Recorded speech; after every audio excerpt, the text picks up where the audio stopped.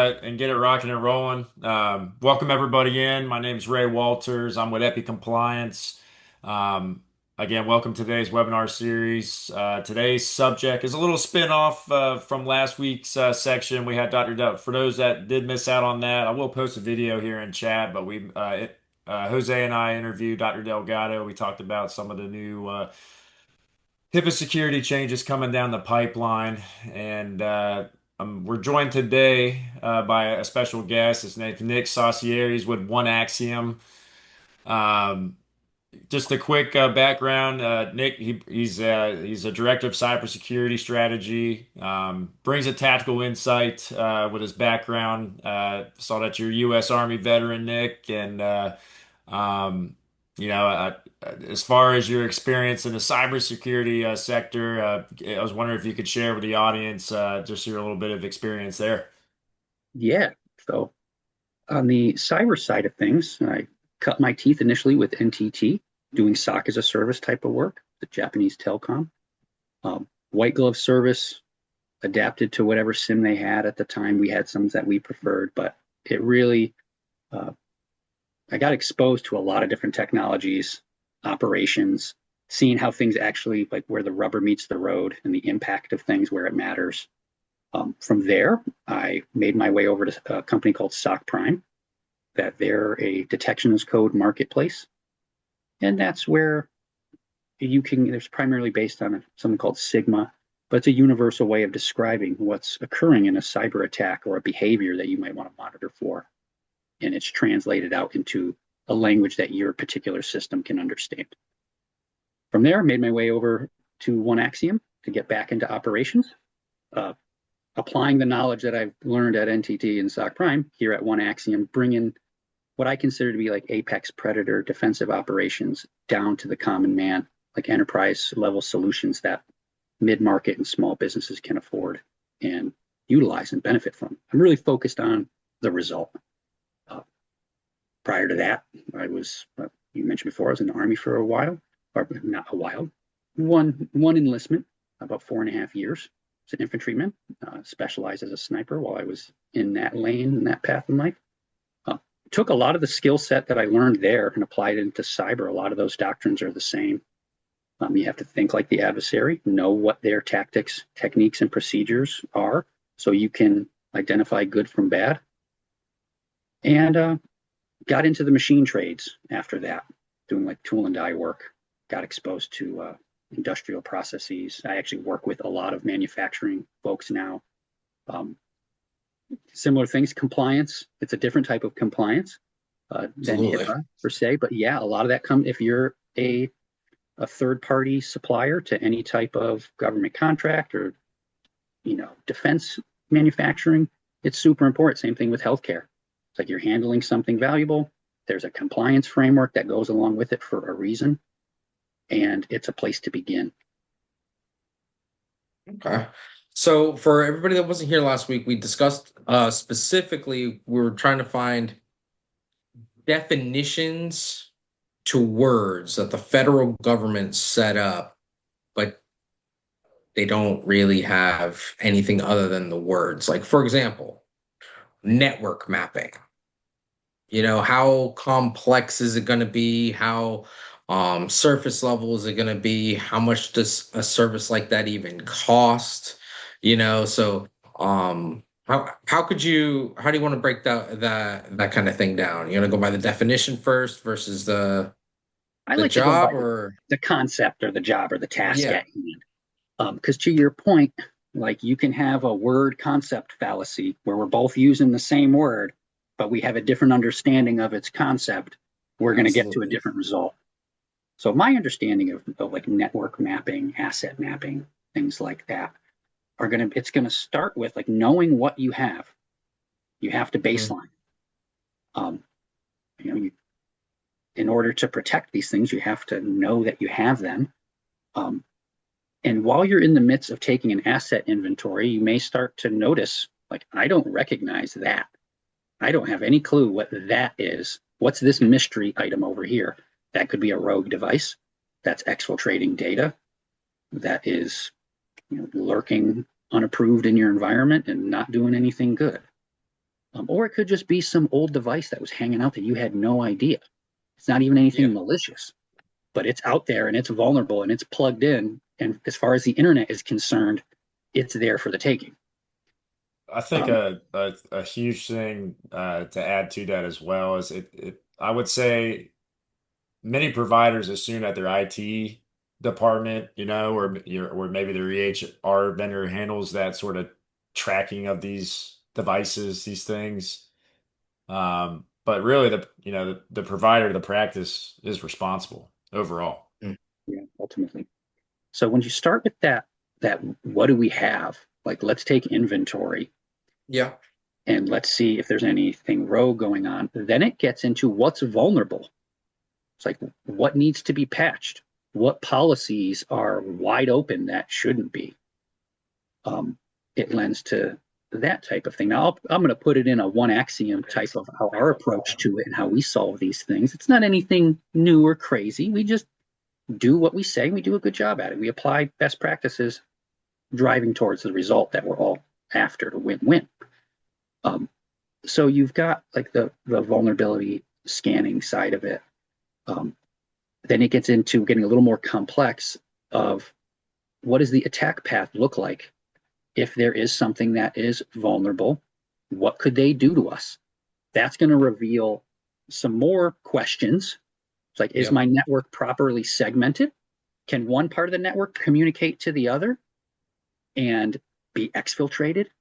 Are there certain behaviors that we're watching out for that maybe we don't know what this attack is called? It doesn't have a name yet, but it's unraveling in real time. If you start to understand the behaviors of what these things look like, you can stand a chance at protecting yourself from it. So it all starts with that initial, like, what do we have? And it kind of unravels and gets bigger from there. So what would be the price range for something like that for a practice? Let's say, let's attack this from the small doc. You got two providers, maybe 10 employees, and then eight providers, about 60, 70 employees. I'll do my best to do like an on the No, spot no, score here. just a broad Yeah. range. Like if I was gonna go get my car painted, somebody's gonna tell Sure. me, "Hey, $500, it'll go up to $20,000." Sure. And what kind of service are you looking for? So that's why I was like, let me see if I can iron this out, right? Because most of our people are in that small to medium sized market, so it really allows for us to kind of figure out, hey, if we do need to get this done in the way that the federal government is saying, how Sure. much time do I have to budget the creation of this? Because I imagine the management is going to be far simpler than the creation. Well, it depends on which way you go at it from. So you can do these things in house.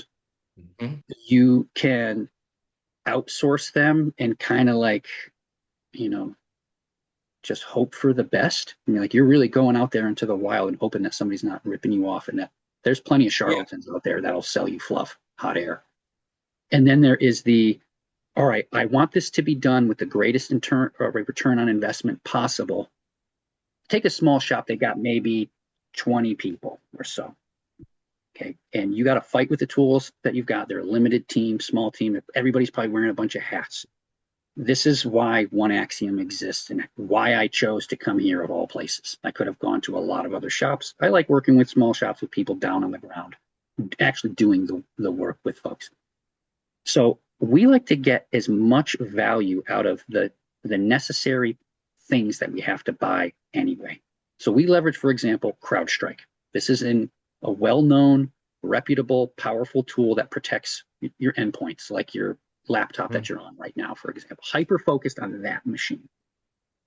It also lets you do many other ancillary functions like vulnerability scanning, asset mapping, network mapping, data loss prevention, file integrity monitoring, all of these things that would be relevant in a HIPAA situation for different reasons. We're looking at it from one perspective.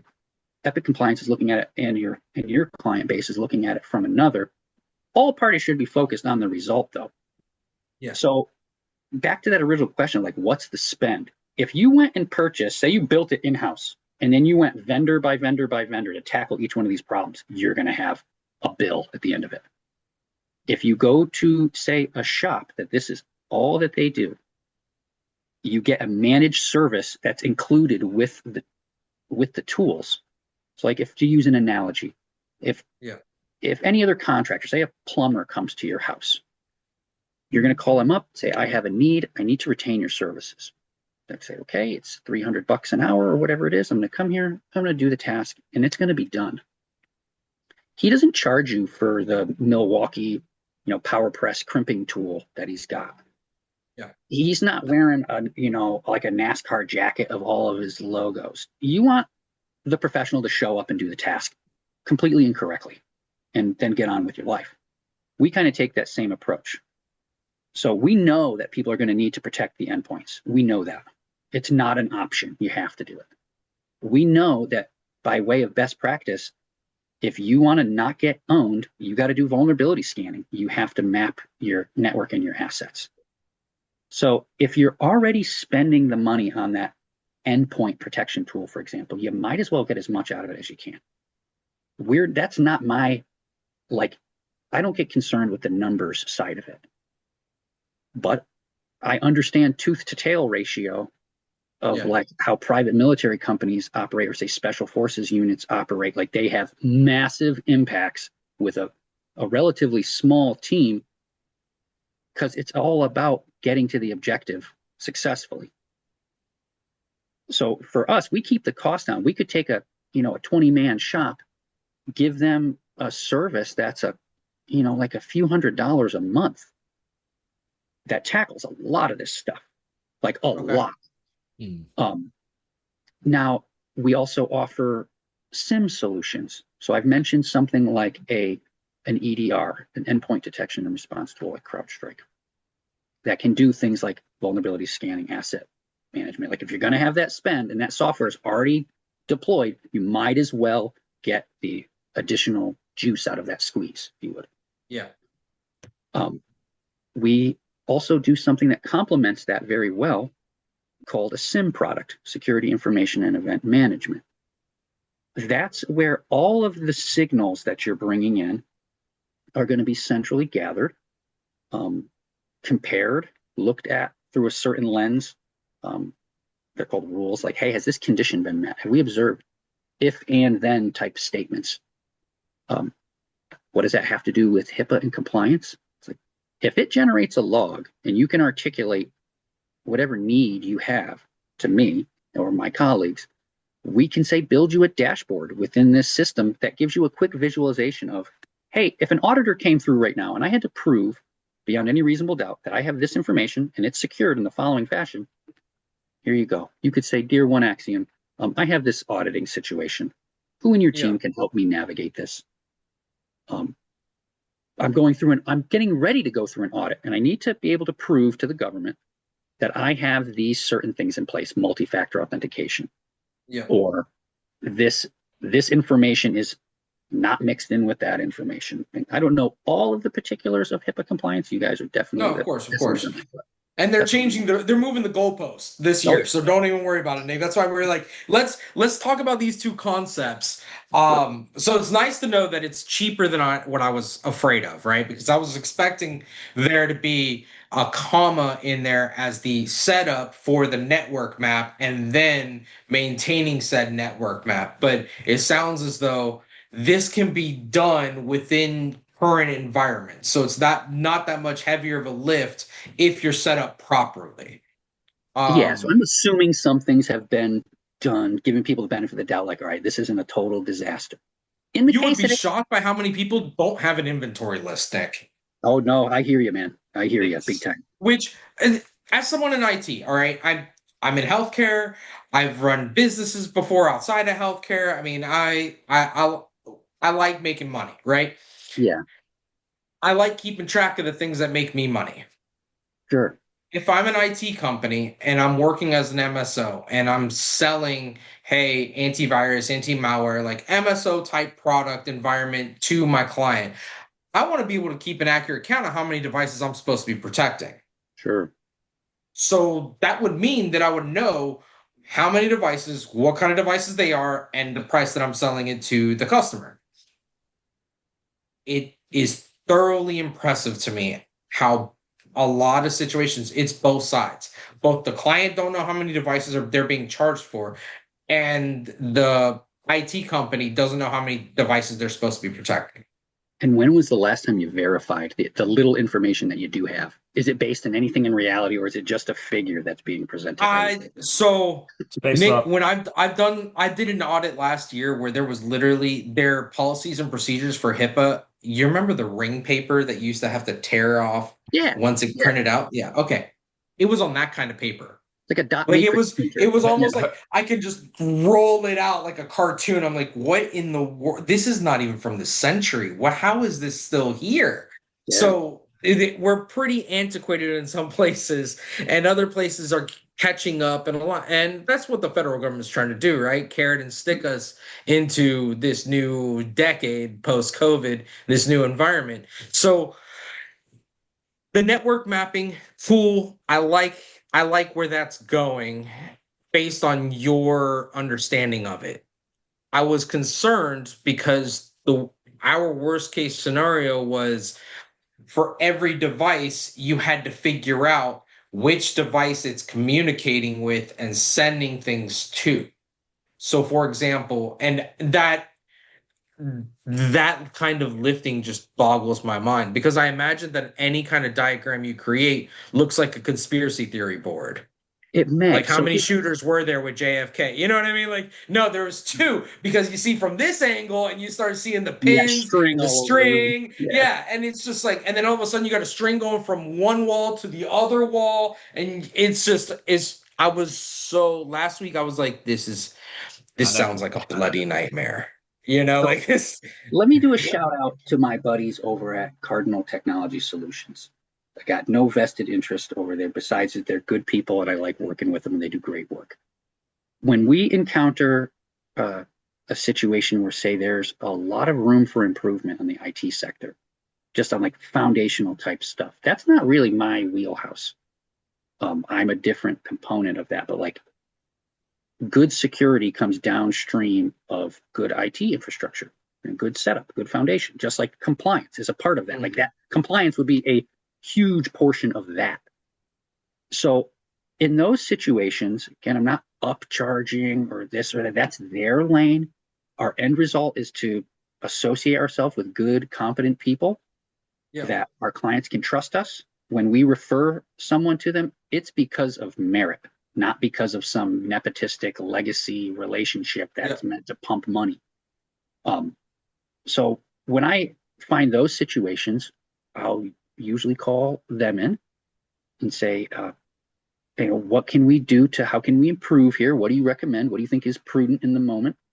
Um, a lot of those things that you talked about of like, hey, what can communicate to, what devices could this thing possibly communicate to? I'm not going to speak for them. I've just seen No, yeah, yeah, the yeah. fruits Of of their course. work, and it's excellent. Um, that's not like anything that's a crazy lift for them. They're used to that. That's like table stakes. They'll knock that out all day long. So if you find good people that are reputable in a network Yeah. and you focus on the result, and you surround yourself with trustworthy folks, you can pull this off, and it doesn't have to be outrageously expensive. So like Okay. we don't have a big marketing team. We don't have Yeah. a marketing team at all. It's me and my buddy Rob and our CRO for this Yeah. territory or that, or it's another sales rep, and we just speak the truth as it lies. We go off of our experience and what we think is bet. Like if it was our money, golden rule type of thing. Like what kind? Yep. I want to be a part of a service that I would want to procure myself. That's why I came here. So it doesn't have to be an exorbitant fee if Okay. you have a good trusted advisor. Places where there's only like one or two IT guys and they're wearing like a million hats and they're really overburdened. Um, and if they got to work with, say, us for security, that's going to make their compliance that much easier because they can now map these things, know Yeah. what they have, what they don't have, be able to prove it. If they have a question, they could ask us. If it's Yeah. some big project that they really need to get tackled to be able to keep their access to this part of Fed space because they're way behind, they're living in like 2000 technology era. It's like, dude, we got to get you caught up. I got you. It's like it's not as horrible as it has to be. Okay. You just See, gotta that's what I was afraid of, trust. right? So I'm glad to hear that, this is bringing down my nerves because I would say one of my intrinsic values is that I try to find a loophole or a clever way around any problem, right? Like, and I just could not find anything other than the IT being the one to do it because they were the ones setting up the network. So they know what's on the network, and then it's just figuring out what devices communicate with each other, right? So when we do a vulnerability scan, could this be something as simple as, hey, I am just trying to see if I can break into your Wi-Fi network, or is this something that, we have to really um go deep into something like this, like brute force trying to hack or trying, So I how's that strongly definition recommend work? doing that stuff. That's called penetration testing, simulated Yep. adversary, things like that. Vulnerability scanning is a part of that. Yeah. They are separate. I look at them as separate lanes. Um, Okay. Vulnerability scanning is just an assessment of what is out there. What's its current state? Is it vulnerable? Is there anything that's known vulnerable? Got Then, it. then you get into the pen test side of it, the actual simulated attack. From there, you ought be like it is prudent to do what's called purple teaming after the fact, where you will then see what the pen test what the red teamers were able to achieve. Okay, take their advice and act upon it. A lot of time, that's just like a soul crushing, demoralizing exercising of we just owned you and you suck.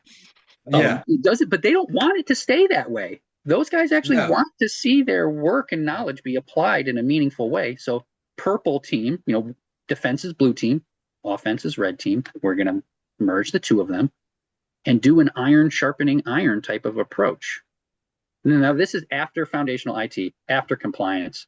We're Yeah. ramping up and we're getting more and more aggressive as to how we defend ourselves. I would even go as farther to say after that vulnerability, let's say after the asset inventory, vulnerability scanning, pen test, purple team. Now let's do rinse and repeat simulated attack. Let's see if our vendors on their toes, Okay. because you could go and hire people in house, but you got to pay their salary, their Yep. benefits. Yep. They might bounce if all of a sudden they Yep. figure out what they're worth. Yep. Um, like that talent flight and retention is a thing. It's like this is all that we do. We don't do anything else but this. This is it. It's like we're a Okay. consistently reliable source for you to get uh, you know, a mercenary crew that you can adapt to your specific need. We're very flexible. This is Okay. all that we do. You get another shop to work. Any good managed security service provider, MSSP, ought be working with your IT service provider. So we love, Okay. Cardinal Tech, but we'll work with whoever. Yep. That's like Sure. one of our close. There's other ones that we work with too. It's not just them. Um, that's just the first one that comes to mind. Of But if course. someone else from a So competitor shows up, I'm not going to grief this. We got to work towards a common goal to help our client. Yeah. But overall, and that's what OneAxiom is you're a managed security MSS, right? You sort of oversee, with the vulnerability scans, the penetration tests, what that practice's current MSP, if they're essentially providing a good service, or I guess doing the job that the clinic has contracted them to do. Yeah, like so we could take if you had, um, say you have different site locations and those have to be segmented and like they can't all talk to each other in any capacity. I'm just making like a hypothetical. Sure. You still Yeah. need to be able to like access and verify that all of these things are true and good. We knock that out, no problem. That's table stakes for us. It's just going to segment it like anything else. Um, we do regular recurring like briefings and strategy calls. So if your end client came to us and was like, hey, we're working in conjunction with Epic Compliance on, making sure we're HIPAA compliant or XYZ thing, could you possibly ingest data from this system and put it in this dashboard or mail it out in a report to us. Because this is a functional, we work on top of a functional database that, we're professionals that show up with our own tools that we give you full unfettered access to. Why wouldn't we? We don't have anything to hide.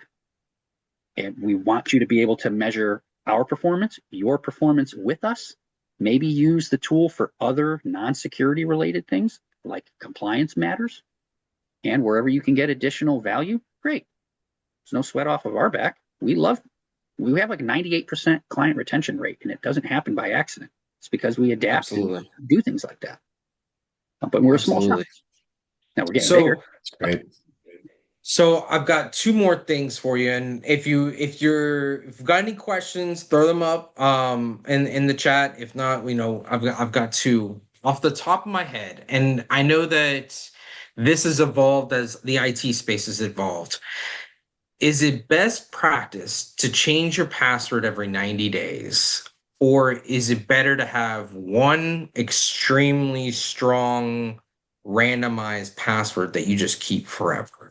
Because every time we talk to an IT person, they go back and forth, and I can argue both sides of it, right? Like I have seen organizations and systems where they're like, nope, every 90 days you got to change the password, and you can't reuse the password for 2 years, and all they do is it's the same password with a 1 and a 2, and they go all the way through to 8. Or it's the one password that's super long that unless they write it down on a sticky note right on their computer, they're never going to remember it because it's just random letters, numbers, characters in a randomized order, in a computer generated order. So, I'm partial to the change it frequently and put a lot of inconvenience in the way. Put a bunch of bike locks on that bad boy. Okay. Again, from my experience in life prior to this, I'll put the sniper hat on for a second. Complacency is your big risk. Making a pattern that the enemy can pick up on, just like we do to them, is a risk. Yeah. So to your point about, you got to change your password every 90 days, but the guy that popped your password knows that you just changed one digit. It ain't going to take him long to brute force or spray it or do it in an increment of time that just stays underneath that lockout frequently, that threshold. So I would recommend using a password manager. Let it create passwords for you. Keep the password to that password manager nice and safe. I like to make long phrases that are easy for me to recite, but long to type out, that are unique to you, that you'll never forget. That you could have a brain injury and you'd remember that thing. So even with multi-factor authentication, MFA, being very, very common now, that does not change your algebra on this topic. It's still the same for you. Yeah, and I'm saying that with the assumption that you're doing MFA. It's like you're just assumption. Well, I mean, I know that a lot of systems are requiring it no matter what, especially if you're on a new device. So I can see I've seen it more and more in the healthcare industry. I know all the EHRs or most of the big ones have moved to multi-factor already. And the rest of them I hear are going to be doing it before 2026 starts. And what you brought up was kind of interesting too, because the two biggest hacks that we've talked about, both change, healthcare breach, was somebody just got in with old credentials, and then the Ascension breach, which was an employee accessing personal email. And through that personal email, they were able to lock out the system, right? Yep. They just locked out the system because they got in through that person's email. And they're like, oh, you work at a hospital and we're in the network now. Slam. Yeah. Yeah. And they slammed the door on everybody. Or at least all the Ascension locations. Ray, it was Southeast or just Florida? It was I thought it was the Alabama Southeast location, correct? Well, no, Florida. Or that was I know Jacksonville was affected. Jacksonville was affected. So maybe it was the Southeast rather than the whole system. Southeast region. Interesting. And then I guess someone like you was probably involved in the DaVita healthcare attack where they caught it quick enough to where they severed that section of the system that was affected. They siloed it. And then so they were able to work on Still, limited functionality, but they were Mhm. still able to keep going and seeing their patients and of course generating revenue. So I imagine that someone like yourself was probably involved with siloing once that breach does occur. Yes, a peer of mine. I didn't personally have any involvement in that, but someone in a Of course, similar position to I'm mine would not have saying done that something like DaVita that. is your client or anything like that, but someone in your kind of role would have done something like that. Certainly. So Okay. someone before the attack would, you can tell they had network segmentation, at least at a minimum, with the limited knowledge that I have on it. They were the fact that they were able to isolate that and other things could keep going. It's like, okay, good network architecture. They must have had systems in place that prevented that fire from, jumping over into another barn type of thing because they Yep. had safeguards in place. And there's novel attacks, and you kind of don't know what you don't know. So Yeah. I'd be willing to bet that one of the ways of fixing that, like, all right, let's hunt the unknown type of thing, is you're looking for behaviors, things that haven't yet been haven't been described, been given a naming convention. We don't know what it's called yet, but it's evident that these people are doing it because it's actively being exploited.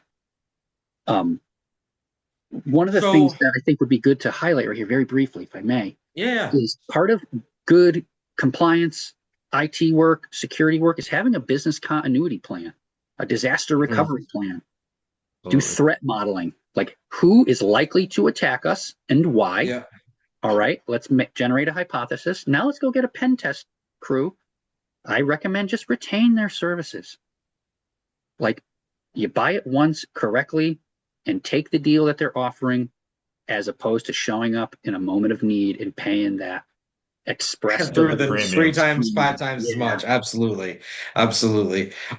So and the reason why I was wanting to jump in there was because I'm looking at this and no matter what, no matter how strong the policies and procedures are, right?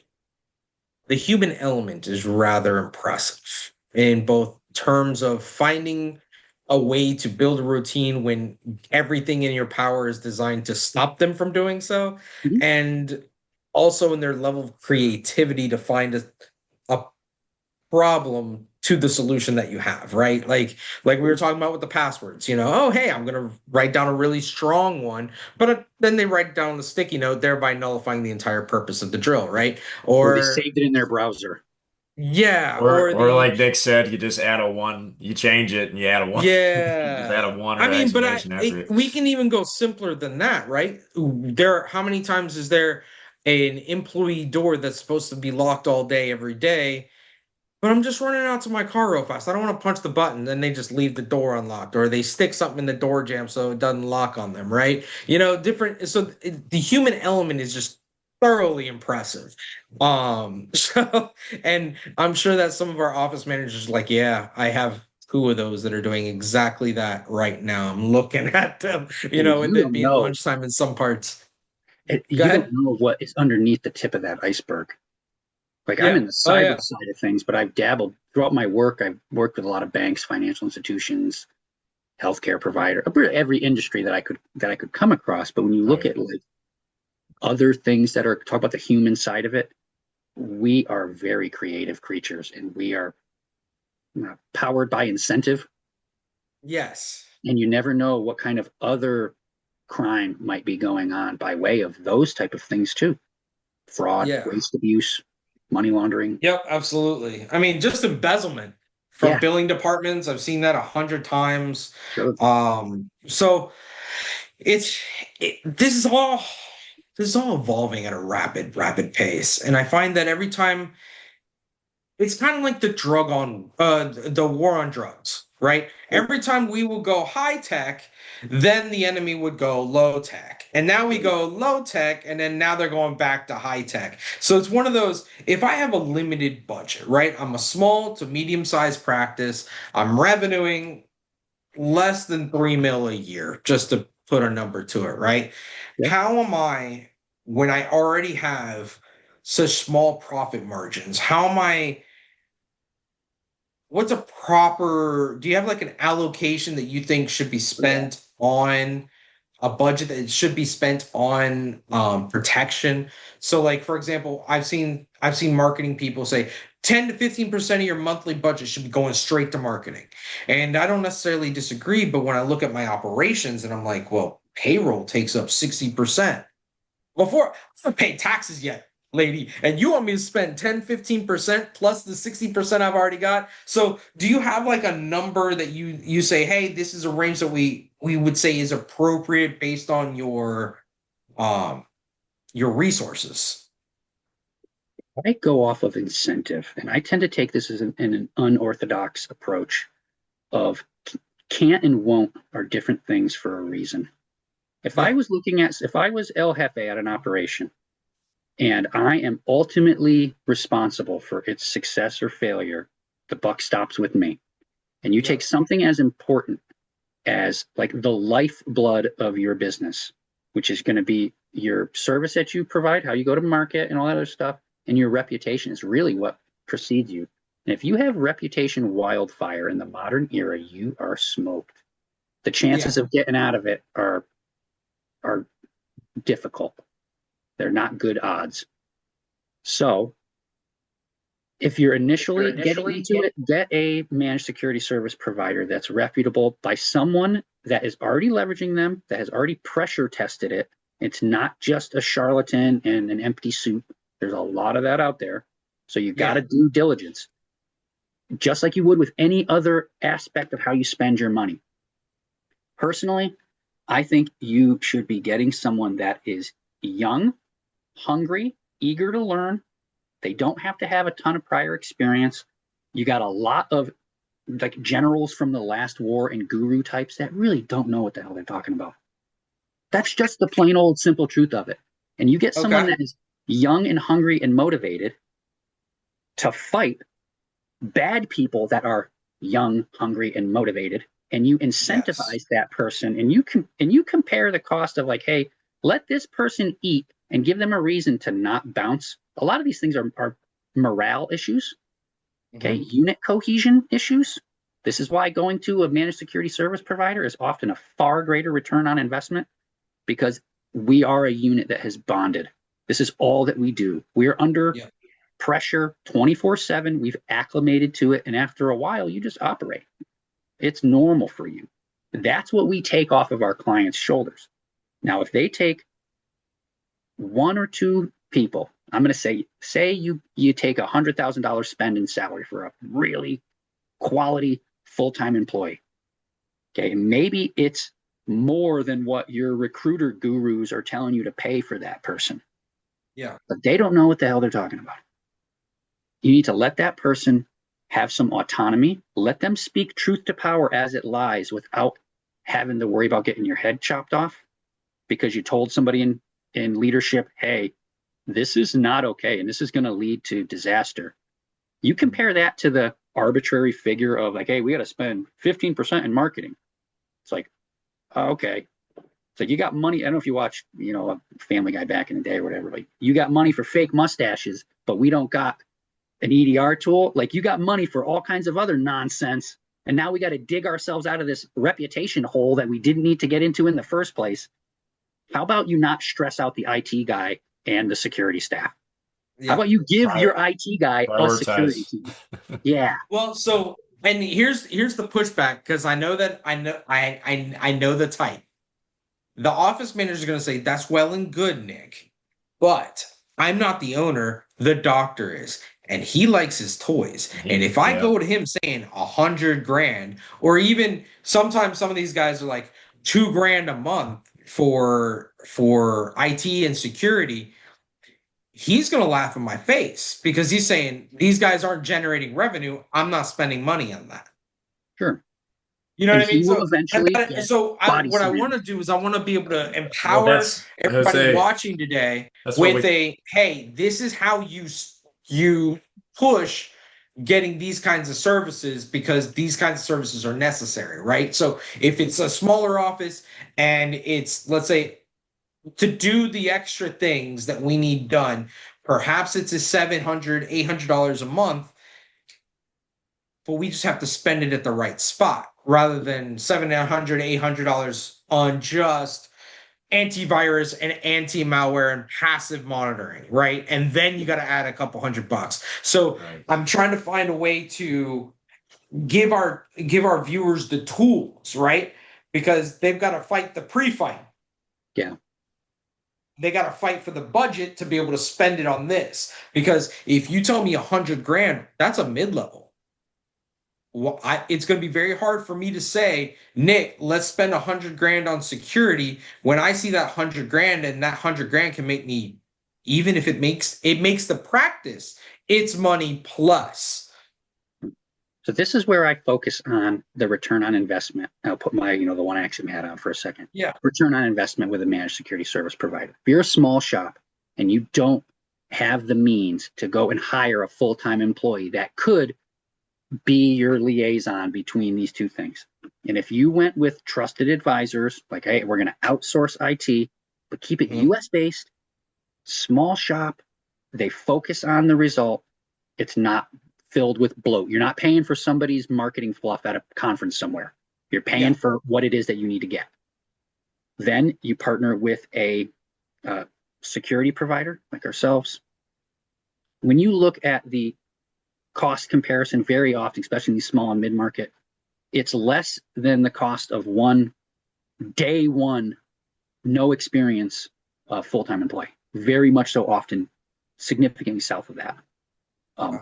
And if you just embrace the nature of it, it's hard. Talk about like the pre-fight. Like sometimes briefing those that are not initiated with the particulars of our trade can be challenging.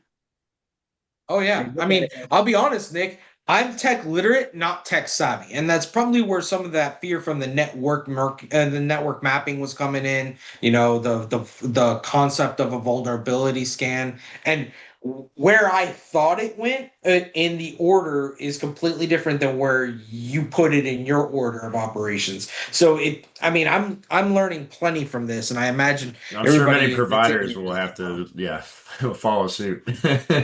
Yeah, yeah. I mean, some of these providers are still, they're still dictating their notes for the EHR. So to say that they're not tech literate is not a stretch at all. So like in my family, I've got a bunch of nurses, and my mother's a nurse practitioner. She's got, Okay, so you know exactly what we're talking about. well, I'm familiar with how much time and effort, say the nurses, for example, are putting things into charting software. Mm. And if that goes down, or it gets ransomware or whatever, like Connecticut's had plenty of these. It's been stuff that it hits the fan and goes fast. Yeah. Yes. And it's Yeah. impressive how many people don't remember we didn't have cell phones. Internet 1.0 was less than 20 years ago. Yeah. Well, look Like, at this. Florence Nightingale was a data analyst back in the day in like Crimean War time period. She was a data analyst, a nurse, but yeah, that was data-driven healthcare, like early on. Not much has changed. There's nothing new under the sun. no, Now it's no, like, no. It's okay, just done in a different way now. yeah. So we've got to protect and provide a means that should be resilient. We should expect attack. We should expect and assume compromise and have that as a starting position and go and remove any reasonable doubt. Like, no, we know we haven't because we've baselined, we've done this. And in the event of ransomware outbreak, we know it's only going to go this far because we've segmented things. How do we know it's only going to go this far? We deployed ransomware against ourselves. Novel concept. We did a fire drill before there was a fire in the building. Yeah. Medical facilities do that all the time, as they should. It's prudent. Do the same thing with cyber. Do the same thing with your IT infrastructure. It doesn't have to cost an arm and a leg. You can do it. It's not a nice to have. I don't like to do the fear, uncertainty, and doubt routine. Yeah. And lead in with paranoia and this and that. But sometimes hubris is like your biggest enemy. Now I know you've been in the military. Oh yeah. The plan goes out the window and the first shot, goes through the air.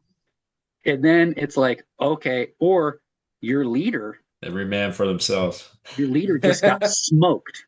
And now what?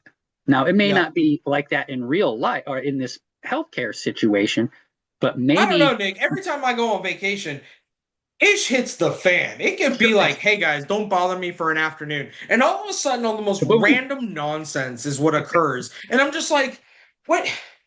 An afternoon. What are we doing, guys? And I know that everybody is laughing because they're like, yeah, if I take an afternoon, man, if I take a week off, I got to spend the next week doing double the amount of work just to catch up. And when that leader, who's normally has got all the answers and they're Yep. good faith, it's a good person to work for this or that, All all of of a the sudden, answers. All it's of like, the answers. I don't know.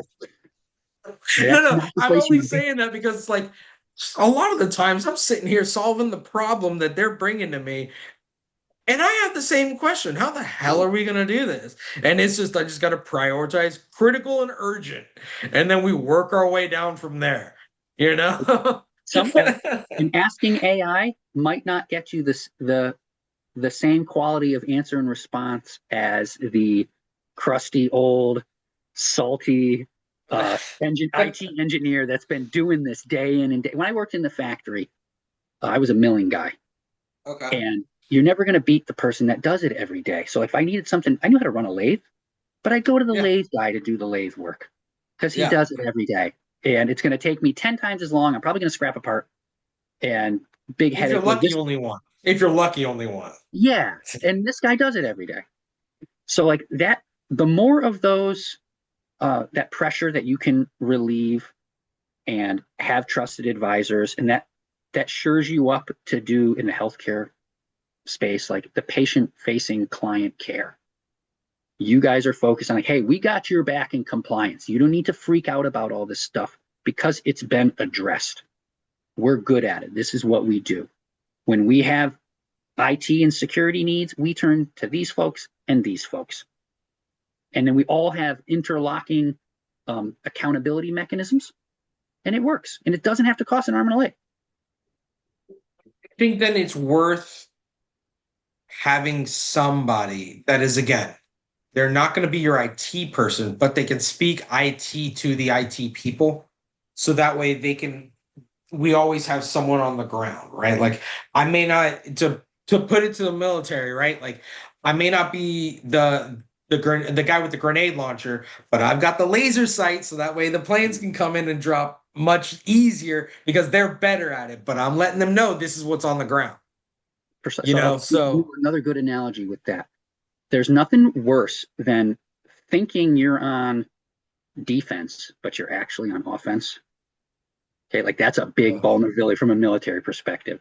So if you've got a yes, crew like OneAxiom that is always present, we're there 24/7 during the holidays, during the weekends, the times that you don't want to be there, the time when you want to go out to dinner with your family, we're there. We have set up the means to capture these types of behavior, or we're working with someone else that's helping facilitate this by making honey network, honeypot type of thing. So we okay, know, like, oh, you think you're gonna squat on our inbox or some server and live off the land, and you think that we don't know what you're up to, but we're actually watching you, and you're about to walk into our trap. In fact, um, that's one of the things that carried over from military to cyber. It's like, hey, just remain paranoid, assume things have gone wrong, know what the enemy's activity looks like, so that we can discern when we see it. And it doesn't have to be, and they're actually walking into our trap, not the other way around. yeah, Now it's okay, tricky with cybercrime because it's digital, it's moving at the speed of light. There's a lot of ways to make yourself more anonymous, or like it's harder to identify you. If they've got good OPSEC, they can be hard to catch out in the yeah, wild. But if we can catch them as they're like, partway through their attack sequence, like they haven't ran out the door with the bag of money yet. We stop the bank robber in the bank, yeah, that type of thing. Or we saw the bank robber scoping us out and alerted the people ahead of time, and they put like a tail on them kind of yeah. situation. Um, All right. It's Well, not an easy Sniper fight. watching the sniper. Yeah, yeah, spy versus spy stuff yeah, right big here. time. Yeah, I precisely. like And like have that. your own spy versus spy mechanism Yeah. that's Okay. always on the loop. All right. All right. I can work with that. So, Ray, well, got anybody if they're writing any questions on there? I know that you put Nick's contact info in the chat. What do we got going on next week? So next week we're going to be interviewing, kind of staying on the subject in a sense, but we're going to be interviewing a partner of ours. His name's Ryan Obermeyer. He's with Avexia Diagnostics. Um, so we're going to be talking about this. They sort of bridge the gap between lab access and obviously they're compliant with HIPAA and CLIA requirements. But just sort of going through, they have an interesting setup, especially with practices operating outside the traditional insurance billing, cash based and integrated model. So looking forward to that discussion. Um, Harry, go ahead and write your question in the chat. oh yeah, see someone raise their hand. If you have any questions, please feel free to throw those in chat. We'll take some time to answer those. This Yeah. video, by the way, will be going up tomorrow. We'll try to get it up by this afternoon. Everybody will receive some correspondence as well. I'm going to put Nick's information in there too. Again, his email, his number, so that if you have any direct questions, you can feel free to reach out to him.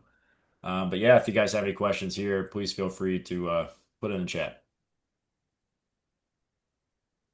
So either way, while Carrie's typing up her question, Nick, I want to thank you for coming on. Like I said, it's not a wasted day now. Likewise, I've learned something new already. So, Thanks for having me. This is a blast. appreciate you, Nick. Of course, of course. um, Fun working Carrie, with where'd you you guys. go? She lowered her Oh, she hand. Oh, dipped. oh, all right. Well, maybe she was just waving by and just pressed the wrong button. That See the might have tech savviness that all might have been over it. again, right, That might Nick? have been it. So yeah. So I mean, I've learned a lot here today with you. I want to thank you for coming on, tolerating our ADHD jumping all over the place. Maybe we can have you back on once Congress decides, and you know this whole mess, right? Congress decides these are the new rules, and then CMS and HHS are going to be like, okay, well, But this is how we're going to interpret these rules, and then we can kind of figure out where they fell on their definition of these terms, right? What the requirement would be. So, Well, thankfully, uh, you guys are on the lookout and doing a lot of that legwork for the clients and uh, everybody out there.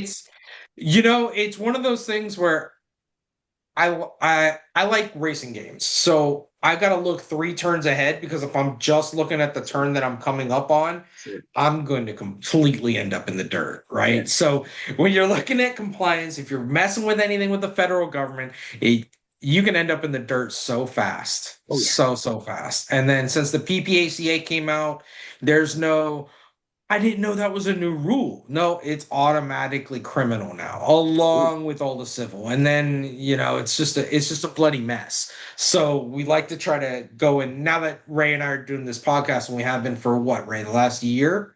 it's We've been October 2023.